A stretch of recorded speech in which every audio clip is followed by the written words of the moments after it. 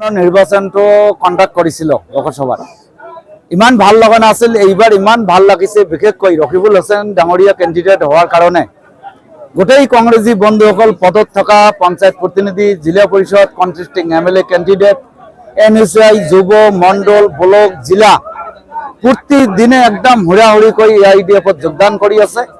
আৰু কথা এটাই, এই ৰকিবুল হুছেইন যেতিয়া মন্ত্ৰী আছিল, এই কাজিৰঙাৰ গড়ক সুৰক্ষা দিব পৰা নাই, আমাক কি দিব? ইয়াৰ বিৰুদ্ধে এখেতসকলে মাত মাতিব, AIDFৰ হৈ কাম কৰিব। তেখেতৰ কিছুমান AIDF দলত যোগদান কৰিছে, কিছুমানে কৈছে ৰকিবুলক হৰুৱাই দলত থাকি হৰুৱাব নোৱাৰো, বিশ্বাসঘাতকতা বুজাই তেখেতক হৰুৱাৰ পিছত আমি আকৌ কোন দলত যাম পিছত সিদ্ধান্ত ল'ম। ৰকিবুল হুছেইন ডাঙৰীয়া ইমান ইয়াত মুখ থেকেচা খাব, কাৰণ ধুবুৰী লোকসভাৰ ভোটাৰ ৰাইজে তেখেতৰ প্ৰতি ইমান নাৰাজ। অন্য দলৰ আছে কংগ্ৰেছ কৰ্মী বন্ধুসকলে এটাও তাক ভোট নিদিয়ে। প্ৰদেশ কংগ্ৰেছ কমিটিৰ যিবিলাক জেনেৰেল ছেক্ৰেটাৰী অমুক অমুক বিষয়ববীয়া মোকো ফোন কৰি আছে, বেলেগ বেলেগ ব্যক্তিক ফোন কৰি আছে, ৰকিবুলৰ ভোটৰ ব্যৱধান কিমান হ'ব, 5 লাখত হাৰিব নে নাই, এটাই তেখেতসকলৰ টেনশ্যন। আৰু যিবিলাক টিপছ আছে, মই ইমান কথা কেনেকৈ পাই আছো, প্ৰদেশ কংগ্ৰেছ অসম প্ৰদেশ কংগ্ৰেছ কমিটিৰ যিবিলাক পাৰ্টিৰ নেতা আছে তেখেতসকলে ৰকিবুলৰ ভিডিঅ'বিলাক মোক ছাপ্লাই দি আছে, ৰকিবুলৰ কুকৰ্মবিলাক ক'বলৈ দি আছে।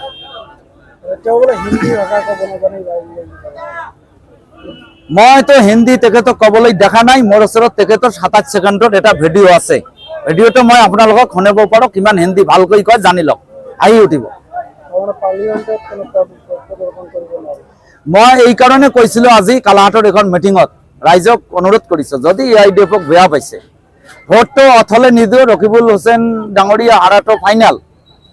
তো এই ভোটটো ৰকিবুল হুছেইন কংগ্ৰেছৰ দুটা কথা আছে, এটা তেখেতৰ লিংগুইষ্টিক প্ৰব্লেম আছে, তেখেতে সাৱলীলভাৱে ইংৰাজী ক'ব নোৱাৰে, বক্তব্য দিয়াৰ মতো ইংৰাজী নাজানে, তেখেতে উৰ্দু ভালকৈ নাজানে, তেখেতে হিন্দী ক'ব নোৱাৰে, গতিকে গেলাৰীত যাই বহি থাকিব লাগিব।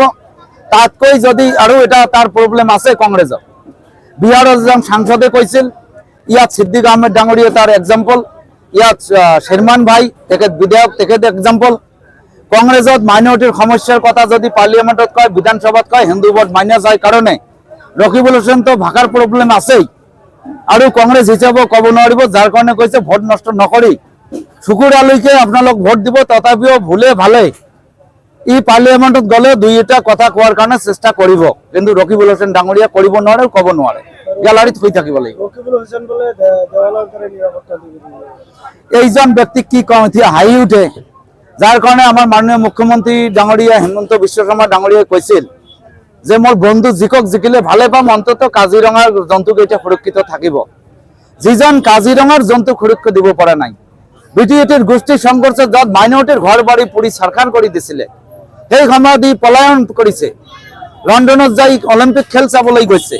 সেইজনক মই ফোন কৰিছিলোঁ যে এটা সাবতগ্ৰামৰ পশ্চিম ফালে এটা ইনচিডেণ্ট হৈ আছে, বলক, তেখেত কোকৰাঝাৰত।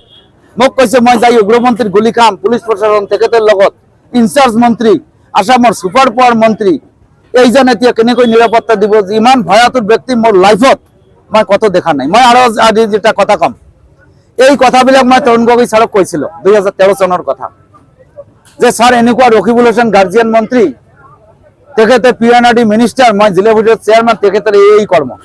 কৈছে ৰকিবুলৰ লগত তোমাৰতো দুশ্মনী থাকিব নালাগে, ই চামুগুৰিত, তুমি ধুবুৰীত।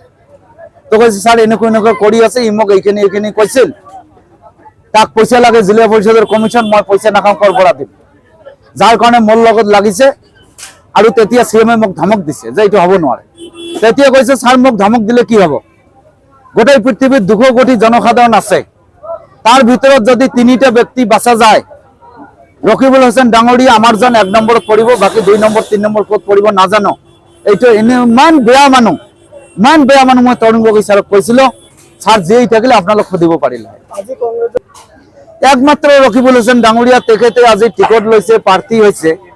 কংগ্ৰেছৰ ব্যক্তিসকলে বিজনেছ কৰি ইয়াত ইণ্ডাষ্ট্ৰী নাই, ব্যৱসায় বাণিজ্য নাই, পইচা ইনকাম কৰিছে। ই এতিয়া কৈ আছে এটা কনষ্টিটুৱেঞ্চিত ইয়াত 5 জনক MLA টিকট দিব, 5 জনকে পৃথকে মাতি লৈ কৈছে তোমাৰ টিকট ফাইনেল, ইয়াক কৈছে তোমাৰ টিকট ফাইনেল। জিলা পৰিষদৰ মেম্বাৰৰ টিকট গোটেই অসমত 5,000 নাই, 5,000 ওপৰত ইতিমধ্যে বিক্ৰী কৰিল ধুবুৰীত, গোটেই লোকসভাত। এই জিলা পৰিষদৰ টিকট দিব, এই কাৰণে ইলেকশ্যনত খৰচ কৰিব দিছে, কেছো লৈ আছে, মিটিঙো চলাব দি আছে। অফিস টফিস গোটেইখিনি চলাব দি আছে, এক পয়সা আজিলৈকে দিয়া নাই। ব্যৱসায় আৰম্ভ হৈছে, যাৰ কাৰণে কালি আবুল মিয়া, আলতাফ হোসেন ডাঙৰীয়া, জিলা পৰিষদেৰ উপসভাপতি, ছাবানা বাইদেউ কনটেষ্টিং কেণ্ডিডেট, তেখেতসকলে মিডিয়াত দিছিল, কালি মোৰ লগত মিটিং কৰিছিল। তেখেতসকলে কৈছিল ইয়াত ই কমিশ্যন ল'বলৈ আহিছে, পইচা খৰচ নকৰে, সব কংগ্ৰেছীৰ পকেটৰ পৰা পইচা লৈ ই যায় আকৌ প্ৰপাৰ্টি কতবা কৰিব।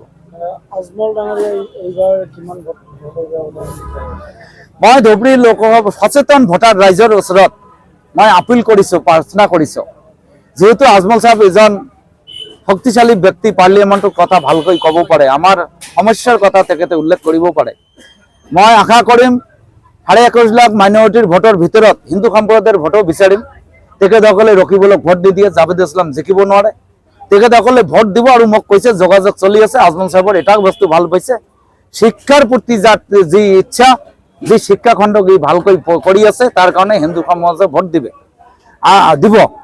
আৰু মই ধুবুৰী লোকসভাৰ ভোটাৰ ৰাইজক মই কাতৰভাৱে আহ্বান জনাইছো, ৰকিবুলৰ ভোটৰ বাক্স খালী কৰি মিনিমাম 10 লাখ ভোটত তাক হৰুৱাব লাগে, নহ'লে মই কষ্ট পাম।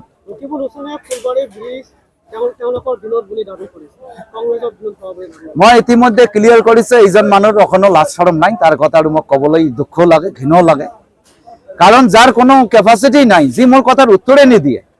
মইতো এতিয়াও আজিও কওঁ, ই 2008 চনত ধুবুৰী ফুলবাৰীৰ ব্ৰিজ ই চেংচন কৰা কপিটো দেখাক, মই আজি বিধায়ক পদ এৰি দিম। আজমল ডাঙৰীয়াক কম, ৰকিবুল যদি ইমান মন্ত্ৰী নাথাকোতে গভৰ্ণমেণ্ট বিজেপিৰ ই ব্ৰিজ চেংচন কৰিব পাৰে, এইজনক লোকসভাৰ হিচাপে নিৰ্বাচিত কৰিলে বহুত কাম হ'ব। তেখেত কোনো পৰ্যায়ে এই অৰ্ডাৰটো দেখাব নোৱাৰে, গোটেই মিছা কথা। আৰু বিভিন্ন যিখিনি মিছা কথা কৈছে তাৰ মই কাউণ্টাৰ কৰি আছো। ৰকিবুল হোসেন ডাঙৰী ইয়াৰ কাৰণে উচিত শিক্ষা পাব।